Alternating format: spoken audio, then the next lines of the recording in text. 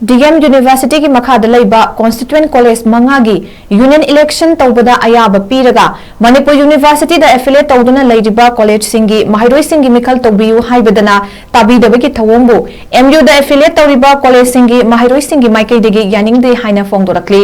मखाताना महारोईगी इचम चंबा मिखल असिदा लेंगा की फमनाइबा सिंगना खुद थिंगजिलब्रा हाइबगी चाउनु चिंगनबा लೈ अमदी असिगुंबा महारोईगी करिसु लैतबा मिखलदा लेंगा की फमनाइबा सिंगना खुद थिंगजिनबगी थवोंग तौबिगनु हाइबना चिंगबा वाफम कया महारोई सिंगना फोंदोरक्कीबनी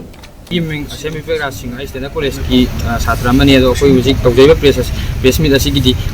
पुनबा यूनिवर्सिटी मखा कॉलेज की पुनबी तौजबनी तौजब DM की यूनिवर्सिटी की इलेक्शन तौबी नोटिस थोक्तुना लेरे मणिपुर यूनिवर्सिटी मखा कॉलेज की इलेक्शन तौबी हूँ प्रोसेस फंग लेटबी नुआई फोंदोचबनी मरम हाइजरीजे लेंगाक तौगे है पुनः तौर बोचे तौदी पुलब तौपीरो स्टेट पुनः लेमिनरगा DM की MU की लोग्रे मणिपुर की मखा कॉलेज की वोट तौदबसे नुआजदे मरम नुमी हुमनीफाउगी मनुंगदा सरकारना इलेक्शन की नोटिस थोपीदब तारदे